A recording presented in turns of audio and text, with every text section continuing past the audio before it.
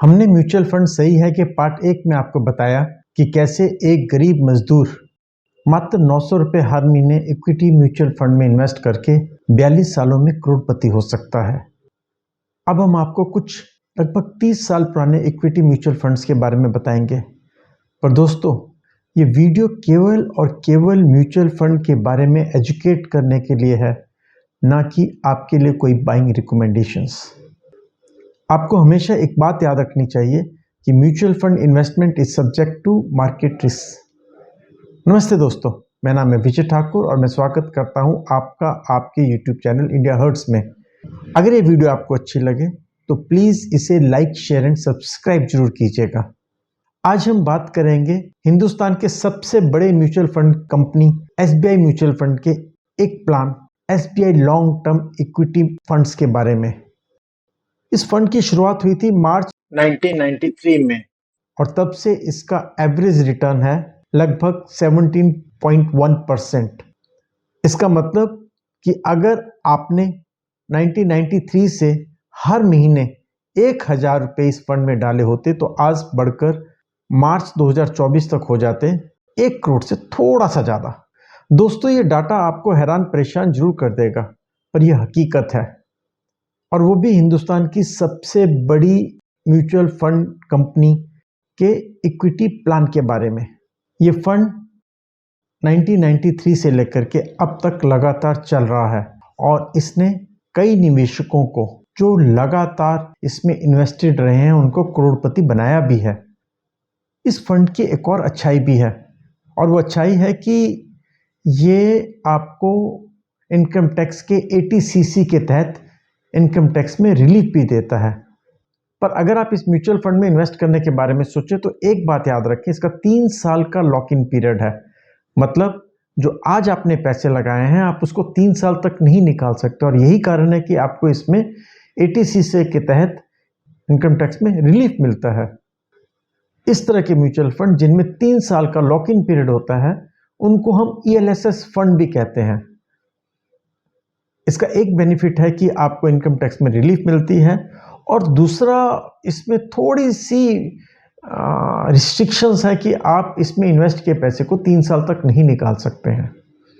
अब दोस्तों, बात करते हैं कि ये SBI state bank of India का म्यूचुअल फंड कंपनी जो है, इस प्लान में इन्वेस्टर्स के पैसे को, आपके पैसे को कहाँ इन्वेस्ट करती है।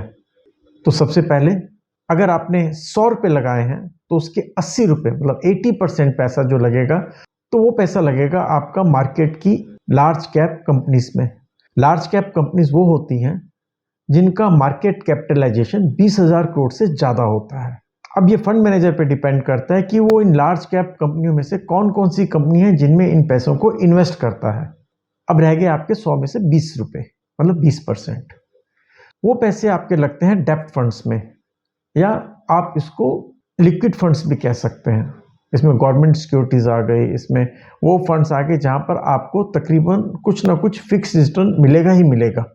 इस तरह के ज़्यादातर ELSS फंड काफ़ी सेफ होते हैं इन्वेस्टमेंट के हिसाब से, क्योंकि इसमें जो पैसा लगता है वो बहुत बड़ी बड़ी कंपनियों में लगता है, नंबर 1, और नंबर 2, इसका 20% पैसा आपका गवर्नमेंट सिक्योरिटीज़ में लग रहा है या आपका डेब्ट फंड्स में लग रहा है, जहां पर आपके पैसे का रिस्क बहुत कम है, रादर है ही नहीं। इसका असली फायदा आपको तब मिलेगा जब आप इस तरह के फंड में लंबे समय तक इन्वेस्टेड रहते हैं। इस SBI के म्यूचुअल फंड स्कीम के बारे में जिसकी हम बात कर रहे हैं, मैं आपको एक चीज़ बता दूं, इसने 17.1% रिटर्न दिया है, पर ये भविष्य के लिए कोई गारंटीड रिटर्न नहीं है। ये जो इसका रिटर्न है ये पिछले 31 साल का है। आने वाले सालों में ये कम भी हो सकता है, ये ज़्यादा भी हो सकता है। ये कई फैक्टर्स पे डिपेंड करता है, मार्केट वॉलिटिलिटी, हमारा इन्फ्लेशन रेट, हमारी इंडियन मार्केट किस तरह से ग्रो करती है। और अगर आपको हमारी इंडियन मार्केट की ग्रोथ पे भरोसा है तो आप इन फंड्स में आराम से इन्वेस्ट कर सकते हैं। इन 31 सालों के अंदर अगर आप ध्यान से देखें तो हमने कोविड को भी देखा, हमने 2008 के क्रैश को भी देखा, हमने 2000 के बबल बस्ट को भी देखा, केतन पारिक के स्कैम को भी देखा, पर उसके बावजूद भी 31 साल के अंदर इसने आपका जो CAGR compounded annual growth rate जो थी वो 17% रहा। आगे के लिए भी मैं आपको आश्वस्त कर देता हूं कि अगर आपने लंबे समय के लिए ऐसे फंड्स में इन्वेस्ट किया है तो आपको एफडी से तो कहीं ज़्यादा रिटर्न देगा।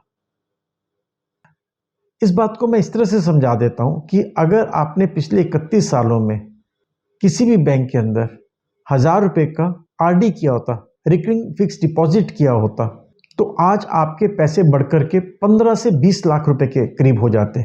वहीं जहां इस म्यूचुअल फंड ने पैसा 1 करोड़ किया है, अब जरूरी नहीं आने वाले टाइम में ये 1 करोड़ करेगा, हो सकता है 50 लाख ही करे, हो सकता है वो 30 लाख करे, 40 लाख करे, हो सकता है वो 1.5 करोड़ भी कर दे, सवा करोड़ भी कर दे, पर इतना जरूर है ये 20 लाख से तो ज्यादा ही आपको रिटर्न देगा। अभी आपको डिसाइड करना है कि आप बैंक के रिकरिंग डिपॉजिट में डालकर मात्र 15 से 20 लाख रुपए लेना चाहते हैं या फिर थोड़ा सा जोखिम उठा करके इसको 1 करोड़ करना चाहते हैं। पैसा आपका, फैसला आपका। दोस्तों, वैसे तो म्यूचुअल फंड इन्वेस्टमेंट मार्केट के जोखिमों पर निर्भर करती है, पर अगर आप लंबे समय में इसमें ग्रोथ देखना चाहते हैं तो शायद म्यूचुअल फंड के अलावा आम आदमी के लिए कोई दूसरा सेफ रास्ता ही नहीं है। और अंत में हम आपको एक और चीज कहेंगे, आप इन्वेस्टमेंट के लिए अपने म्यूचुअल फंड एडवाइजर से जरूर कंसल्ट करें। वो आपकी जरूरतों के हिसाब से पैसे इन्वेस्ट करने का सही रास्ता बताएंगे। म्यूचुअल फंड की रिक्वायरमेंट एज के हिसाब से बदलती रहती है, आपकी सैलरी के हिसाब से बदलती रहती है, आपके रिस्क फैक्टर के हिसाब से बदलती रहती है, और इसमें अगर कोई आपकी हेल्प कर सकता है तो वो है आपका म्यूचुअल फंड एडवाइजर।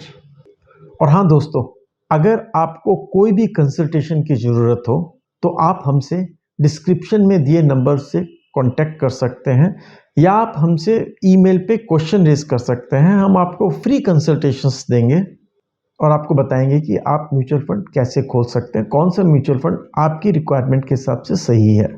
जय हिंद।